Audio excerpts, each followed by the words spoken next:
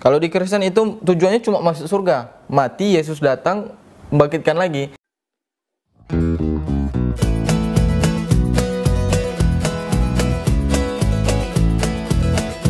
Shalom teman-teman, kita bersyukur hari ini kita boleh kembali berjumpa dalam acara ngobrolin perkara iman. Dan teman-teman, hari ini saya akan menanggapi pernyataan dari Saudara Muhammad Hidayat berkaitan dengan benarkah dalam kekristenan itu hanya berorientasi pada masuk surga, tetapi di dalam kehidupan keseharian tidak peduli dengan sekitar.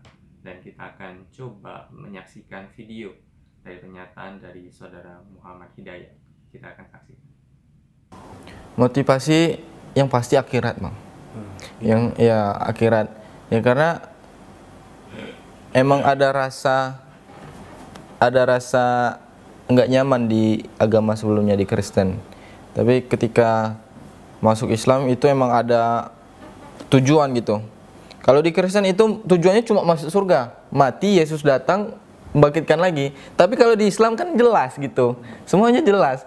Tujuanmu hidup ngapain, ini kerjaanmu di dunia, kau harus lakukan ini, jangan buat ini, dan akhirnya dikasih hasil dengan surga gitu. Kalau di Kristen nggak ada namanya zakat, nggak ada namanya kasih anak yatim piatu gitu, nggak ada, Bang.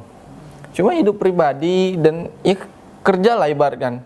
Kerja hidup semaumu, sukses semaumu, bawa nama keluargamu besar-besar, udah itu katanya udah masuk surga lah kau katanya. Nggak masuk akal intinya, Bang. Teman-teman, video yang kali ini adalah video tanggapan saya yang ketiga berkaitan dengan pernyataan dari Saudara Hidayat berkaitan dengan seperti apa kekristenan di dalam konsep beliau ketika dulu dia konon katanya adalah seorang Kristen. Dan hari ini kita akan coba menanggapi penanggapan yang terakhir ketika dia berkata bahwa dalam kekristenan itu hanya berorientasi pada surga, tetapi tidak mempedulikan akan kehidupan sekitar, tidak peduli dengan yang namanya mengasihi sesama, dan hanya berorientasi untuk diri sendiri supaya masuk surga, atau karena sudah ada surga sehingga tidak lagi peduli dengan sesama. Dan saya akan munculkan beberapa ayat firman Tuhan pada setiap kita. Yang pertama dalam 1 Korintus 10 ayat yang ke-31. 1 Korintus 10 ayat yang ke-31 dikatakan di sana, "Aku menjawab, jika engkau makan atau jika engkau minum atau jika engkau melakukan sesuatu yang lain, lakukanlah semuanya itu untuk kemuliaan Allah." Jadi dalam bagian ini Rasul Paulus berkata pada jemaat Korintus, baik makan, minum atau apapun yang dilakukan itu dilakukan untuk kemuliaan Allah. Jadi dengan kata lain, kemuliaan Allah menjadi tujuan kehidupan sebagai anak-anak Tuhan. Hal-hal yang sederhana, makan dan minum, itu berorientasi bukan hanya sekedar sesuatu yang bersifat fisik, tetapi sesuatu yang fisik itu bertujuan untuk sesuatu yang rohani, yaitu kemuliaan Tuhan. Kemudian dalam Efesus 2 ayat yang ke-10, Efesus 2 ayat yang ke-10 dikatakan,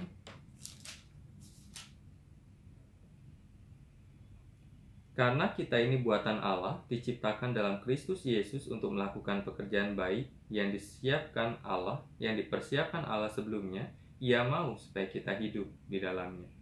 Kita melakukan pekerjaan baik. Jadi pekerjaan baik yang bertujuan untuk kemuliaan Tuhan, bertujuan karena kita ini telah diselamatkan oleh Kristus, dan pekerjaan baik itu dipersiapkan Allah sebelumnya. Dan Tuhan mau bahwa kita hidup di dalam pekerjaan baik itu. Jadi kalau kita lihat dalam bagian ini, setiap orang-orang Kristen, setiap orang-orang percaya dipanggil, bahkan bukan hanya dipanggil, tetapi dituntut di dalam kehidupannya bahwa dia harus melakukan pekerjaan baik.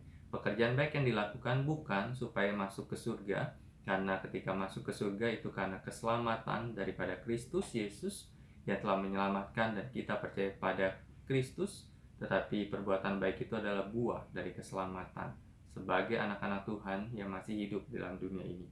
Kemudian di dalam 1 Petrus pasal yang kedua ayat 1 dan ayat yang ke-17 dikatakan, "Dari Petrus, Rasul Yesus Kristus kepada orang-orang pendatang yang tersebar di Pontus, Galatia, Kapadokia, Asia Kecil dan Bitinia," ayat yang ke-12, "Kepada mereka telah dinyatakan bahwa mereka bukan melayani diri mereka sendiri, tetapi melayani kamu dengan segala yang telah diberitakan sekarang kepada kamu dengan perantaran mereka. yang oleh Roh Kudus-Nya yang diutus dari surga menyampaikan berita Injil kepada kamu, yaitu hal-hal yang ingin diketahui oleh malaikat-malaikat. Jadi katakan di sini, kepada mereka telah dinyatakan bahwa mereka bukan melayani diri mereka sendiri, tetapi melayani kamu tentang segala sesuatu. Itulah panggilan dari anak-anak Tuhan, yaitu bukan hanya lagi dan tidak boleh lagi melayani diri sendiri, tetapi melayani sesama. Dan yang terakhir adalah Filipi pasal yang kedua, ayat yang keempat. Ayat yang keempat dikatakan, dan janganlah tiap-tiap orang hanya memperhatikan kepentingannya sendiri, tetapi kepentingan orang lain juga. Jadi dengan kata lain, beberapa ayat firman Tuhan ini mengajarkan bahwa sebagai anak-anak Tuhan, kita percaya kepada Kristus dan kita pasti masuk surga karena anugerah keselamatan itu. Tetapi sebelum kita meninggalkan dunia ini, maka selama kita masih hidup, kita dipanggil untuk peduli pada sesama, peduli kepada orang yang menderita, peduli kepada pekerjaan Tuhan, peduli kepada orang-orang yang membutuhkan, karena itu panggilan kita di dalam pekerjaan baik, di dalam buah dari keselamatan itu. Dan biarlah melalui penjelasan ini kita bisa mengerti bahwa itulah kekristenan. Kekristenan adalah diselamatkan karena anugerah, dari kekristenan melakukan perbuatan baik karena sudah diselamatkan oleh Kristus. Terima kasih boleh menyaksikan channel ini, dan terus dukung channel dengan subscribe, like, komen. Dan kalau ingin mendukung secara finansial, maka silakan dukung gereja teman-teman sekalian. Tuhan Yesus memberkati kita. Amin. Halo rekan-rekan semua, terima kasih sudah menonton video ini. Jangan lupa untuk subscribe, like, dan share.